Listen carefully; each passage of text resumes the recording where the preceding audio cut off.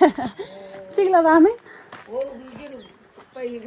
ए जागो दन्दे उतो तो दारे बेलाने नांगर हजुर नांगर पे पान्छ मामिन ए लाल लामन सो हामी चाहिँ अहिले माथि तालाच्यु डाँडामा जान लागेको अनि त्यसको पनि एउटा इतिहास छ है साथीहरू तर मलाई चाहिँ पूर्ण रूपमा चाहिँ थाहा छैन जति थाहा हुन्छ म हजुरलाई देखाउने कोसिस गर्छु अनि यहाँनिर दाई मेरो हस्बेन्ड अनि भदै नै छोरी अगाडि त्यो रम्मा बजार चाहिँ यस्तो भएछ अहिले एजहरू बोडेको पनि भयो यति दन्दिम त्यो घोटो लाने यति ए नखबा ती लाने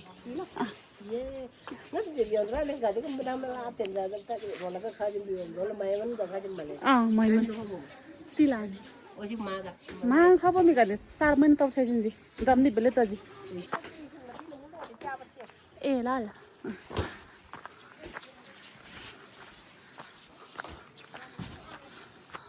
अब चाहिँ उकालो बाटो आउँदैछ यो उकालो चाहिँ चढ्न गाह्रै हुन्छ यो चाहिँ वन कार्यालय रहेछ साथीहरू मेरो माइती गाउँ चाहिँ उयो पारी भित्ताको हो अनि मैले पढ्ने स्कुल चाहिँ यो हो अहिले चाहिँ पहिला चाहिँ अर्कै थियो भनौँ न बिल्डिङ अहिले चाहिँ बिल्डिङहरू भत्काएर यस्तो खालको बनाउनु भएको रहेछ उहाँहरूले सो त्यता पनि गएकै छैन अनि यो चाहिँ हाम्रो अस्पताल हो त्यो पनि पहिला अर्कै थियो डिजाइन अहिले भत्काएर यस्तो डिजाइनको बनाउनु भएको रहेछ यहाँ पनि म घुम्न पुगेँ छैन अब जानु पर्ला भन्ने सोचै छ हेरौँ अब र साथीहरू फाइनली हामी चाहिँ आइपुग्यौँ यो चाहिँ छोड्दैन हो हाम्रो भाषामा तामाङ भाषामा चाहिँ अथवा टिप्टेन भाषामा भनौँ अनि अरू नेपाली भाषामा चाहिँ यसलाई माने पनि भनिन्छ यो चाहिँ यसको तालाच्यु डाँडाको मिनिङ चाहिँ के हो रे भने नि साथीहरू यो चाहिँ 10 तलाको घर थियो रे के यहाँनिर चाहिँ पहिला उहिले भनौँ न घिसिङ राजाको राजा घिसिङ राजाको दरबार थियो रे यहाँनिर अनि 10 तलाको थियो रे त्यही भएर यसलाई चाहिँ सर्टकटमा तालाच्यु डाँडा भनेर भनेको रे घिसिङ राजाको मूर्ति बनाउन लागेको छ अरे यहाँनिर अनि मान्छेहरू पनि यहाँनिर आइरहनु भएको रहेछ यसरी यस्तो रुखले वरिपरि छेकिएको छ अनि यो मान्छेहरू चाहिँ आई थिङ्क उहाँहरू हेर्नको लागि अथवा भिजिट गर्नको लागि कस्तो होला भनेर आउनुभएको होला यता बाइकहरू पनि छ 8-9 वर्षको उमेरमा तपाईँ यसरी आउने जाने गर्नुहुन्थ्यो भनेपछि तपाईँले यो के अरे धान कुट्ने ओखल तपाईँ आफैले देखेको अनि घोडालाई दान दिने रोड पनि तपाईँ देखेको मैले हजुर बुहारी हाम्रो बुहारी पनि बुहारी निरञ्जनको चेली हाम्रो बुहारी तपाईँको जस्तो भन भाइ अनि हजुरहरुलाई त्यो अर्को के एक्स्ट्रा इतिहास छ भने चाहिँ हामी परिचय गरे त्यो खोज्नको लागि आउँदै छ हाम्रो परिचय त्यो विषयमा अनुसन्धान गर्दै हाम्रो परिचय दिन भाइ हजुर म चाहिँ दिमी पोखरी मोहन घिसिङ यो संस्थाको अहिले घिसिङ एउटा तालचो घिसिङ संरक्षण समाजको समितिको कोषाध्यक्ष है नमस्कार अनि यहाँ चाहिँ हाम्रो म पदम बहादुर लामा बुलासी मेरो घर पदम बहादुर घिसिङ पहिलो चाहिँ घिसिङ हो त्यसपछि मात्रै लामा हो त्यसैले मैले यस विषयमा लगभग 8-10 वर्ष अगाडिदेखि नै यसमा अनुसन्धान रिसर्च गर्दै हिँडेको व्यक्ति भरे यहाँ चाहिँ पहिला आर्मीहरू बस्नु भएको थियो अनि यो आर्मी बस्नु भएको एरियामा त्यो बेलाको द्वन्द्वकालमा यहाँ आर्मीहरू बस्नुभयो र अहिले चाहिँ यो हाम्रो चाहिँ घिसिङको राजाको चाहिँ दरबार रहन्छ त्यो एरियामा अनि यो एरियालाई चाहिँ कसरी संरक्षण गर्ने भन्ने उसमा चाहिँ उ गर्दै फुलदुली गर्दै यसपालिबाट चाहिँ उ भयो है यसपालिबाट चाहिँ आर्मी पाल्नुभयो आर्मी आफ्नो सरकारको नीति अनुसार कता सिफ्ट हुनुभयो त्यस कारण हामी चाहिँ अब चाहिँ यसलाई कसरी चाहिँ संरक्षण गर्ने कस्तो खालको चाहिँ प्लानले चाहिँ यसको चाहिँ उ गर्ने भन्ने सोच विचार चिन्तन मनन विषयको लागि यहाँ आएको म समीक्षा पदमबहादुर तामाङ आज थोरै दाजुले भनिसक्नुभयो अहिले चाहिँ हामी उसमा पूर्व उसबाट के भन्छ कुन जिल्ला रे पूर्व होइन ताप्लेजुङ मोरङ झापा यो सिन्धुपाल्चोक धेरै रहेका घिसिङ बन्धुहरू आउँदै हुन् दाजुभाइहरू यहाँ भेट गर्दैछ समीक्षा छ ए अहिले आउँदै हुनुहुन्छ ए त्यसो भए हामी वेट गर्छौँ है त वेट गर्नु हामी फर्किन्छौँ हस् धेरै टाढोबाट हुनुहुन्छ ए हस् हस् हस् हजुरहरूले सुनिहाल्नुभयो अहिले चाहिँ यहाँ घिसिङको अग्रजहरू आउँदै हुनुहुन्छ अरे तल स्वागत गर्न पनि जानुहुँदै हुनुहुन्छ जाँदै हुनुहुन्छ कोही आउँदै हुनुहुन्छ सायद ठुलै व्यक्तिहरू आउँदै हुनुहुन्छ जस्तो लाग्यो मलाई सो लेट्स सी म त यता त हुँदैन प्रायः मूर्ति त्यस्तै मूर्ति राखेर यहाँको राजा र रानीको फोटो बन्दैछ अरे भनेको चाहिँ हो कि होइन त्यो त मलाई थाहा छैन अझै यहाँ एउटा पार्क जस्तो बनाउने रे मैले सुनेको चाहिँ यहाँ एउटा राजा र रानी के अरे एउटा राजा दुईटा रानीको फोटो बन्दैछ अरे भन्ने हल्ला सुनेको थियो कि त्यो चाहिँ हो कि होइन भनेर पहिला यहाँ जुन थियो त्यसैको बनाउनु पर्ने हो हुनु चाहिँ त्यसैको हिसाब त्यसको नाम पनि लेखिन्छ नि बनाउनुको त राम्रो हो अब राज्य नै चाहिँ लाग्यो भने चाहिँ आर्मीहरूले बनाएको घर आर्मीहरूले बनाएको घर रहेछ सबै ताला लाएर गएछ अनि यसमा चाहिँ एउटा के लेखेको रहेछ भने नि साथीहरू यस्तै लेखा रहेछ यो के हो हजुरहरू आफै पढ्नु होला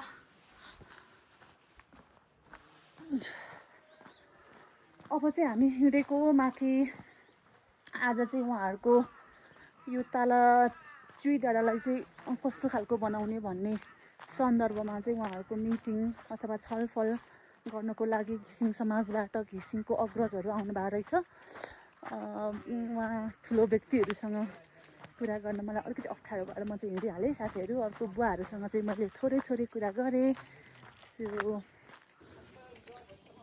गुड मर्निङ सबैजनालाई स्वागत छ मेरो युट्युब च्यानलमा हेलो हामी चाहिँ कहाँ जान लागेको हामी सैलुङ जान लागेको त्यहाँनिर छ बस चाहिँ यहाँ छ बसमा मेमोरीको लागि भिडियो खिच्छौँ भनेर सैलुङ घुमघाम न्यु इयर घुम्नको लागि जाँदैछौँ यता त अँध्यारो हुँदैछ यता चाहिँ राम्रो हुँदैछ हेलो साथीहरू अब हामी चाहिँ ठ्याक्कै सैलुङमा आइपुग्यौँ सैलुङमा चाहिँ देखाइदेऊ सानो त्यहाँ आइपुग्यौँ गाडी चढेर आज चाहिँ न्यु इयर भएको भएर यति धेरै मान्छेहरू छन् कि यति धेरै मान्छेहरू छ यता वरिपरि पनि देखाउने सिनहरू पनि देखाउने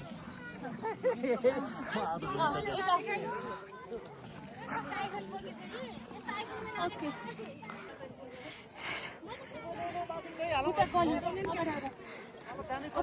त्यहाँ चाहिँ घोडा खोइ त माथि आमा कति धेरै जात्रा हेर न त्यहाँ बेला लागेको छ चियर ल्याएर बस्नु थालेछ हिमाल घोडाको पनि व्यवस्था रहेछ ओ माई गड हिमालको त्यो भ्यू खिच्नु न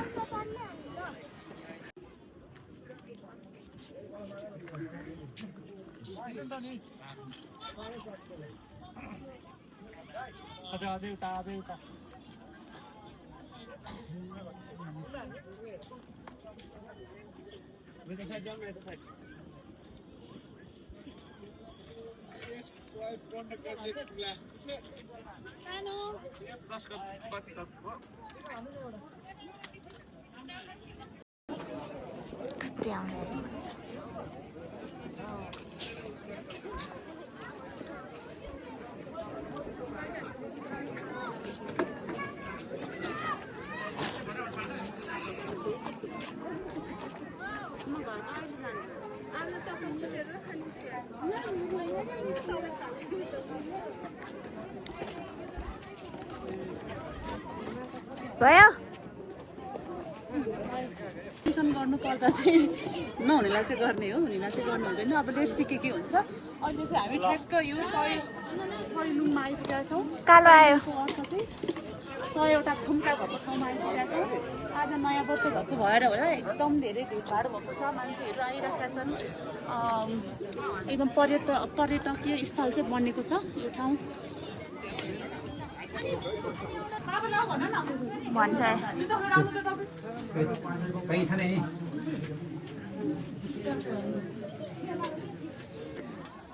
भीमसेनको तरबार भएको ठाउँमा आइपुगेछौँ। माथिको सैलुङदेखि हेर्नुहोस् न, माथिको डाँडादेखि हामी चाहिँ तल ग्रेट वालमा जाने भनेर आएको। यसरी हिँड्दैछौँ। मामु आउनुहोस्।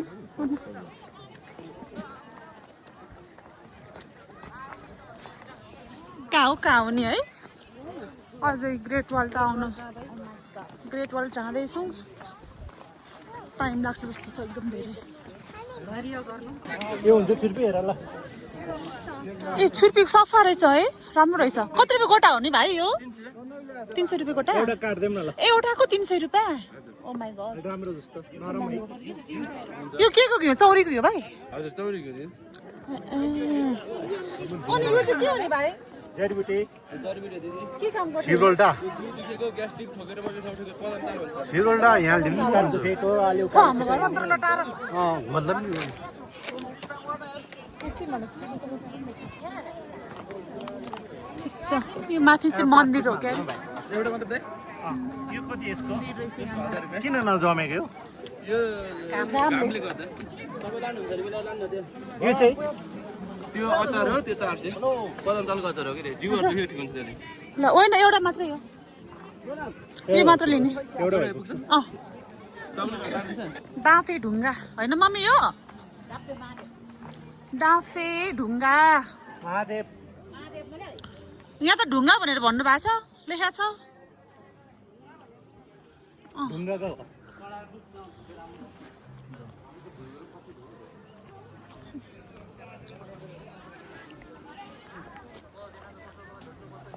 अझ योभन्दा तल हो।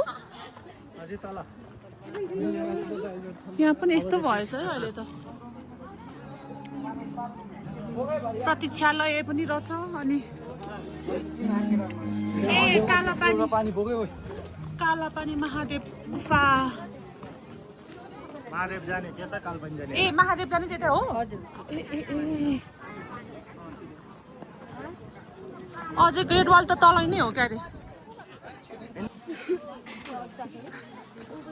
ल मम्मी ग्रेट वाल भन्ने यही रहेछ, लु जाउँ। आऊ सर, आऊ भन्नु, आऊ।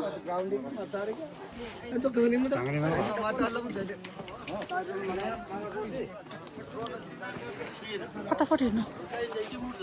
त्यति दिमाग गएको थिएन क्या मेरो। यस्तो रहेछ है। तिमी आएको छ कि छैन? आएको छैन? ए यस्तो पो रहेछ। ल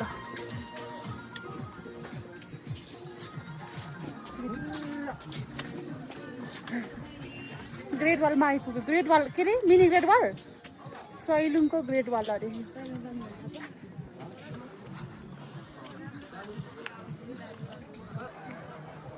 तलदेखि यो माथिसम्म हेरेर आउँदा त है मान्छेको हालत चाहिँ खराब हुने रहेछ। ओ माई गॉड, यो भन्दा पनि तल तल कालापानीदेखि हेर्दा यहाँसम्म आइपुग्यौँ। काला पानी हो, सेतो पानी होइन। यो चाहिँ मेन ठाउँ हो, त्यहाँ पुग्नु पर्ने।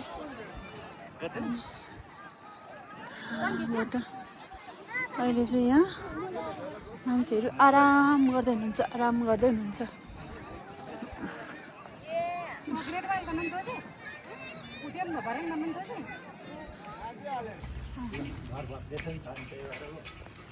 ए हाम्रो घर त साँच्चै यहाँको टहरो त बत्किसकेछ है। ए माटो भर्न पो सुरु भइसकेछ। आउनु भाइ, चिसो पिउनु न। तपाईँहरूलाई सबैजनालाई न्यु इयरको शुभकामना। हिजो हामी थिएनौँ र। Thank you. ए बाले त टोपी पनि राख्नु भएछ त।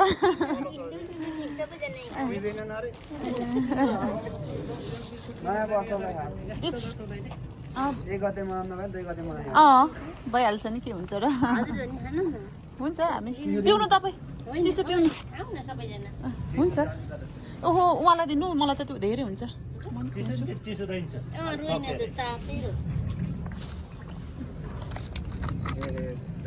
ए तपाईँहरू दुईजना पिउनु म यहाँ पिउँछु होइन भयो होइन पर्दैन यो हुन्छ भयो भयो तपाईँहरू लिनुहोस् न पिउनुहोस् बिस्कुट खानु भयो त्यहाँनिर बिस्किट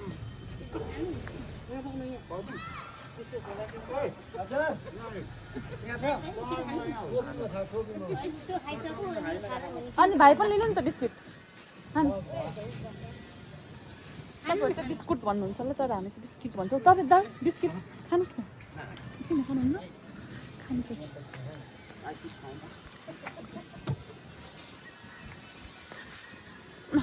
तपाईँको चिसो मैले खाइदिएँ खाऊ न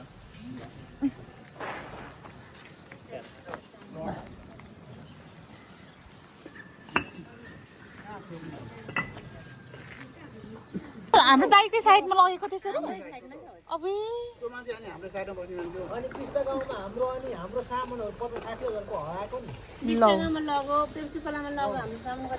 बाफ्रे बाफ्रे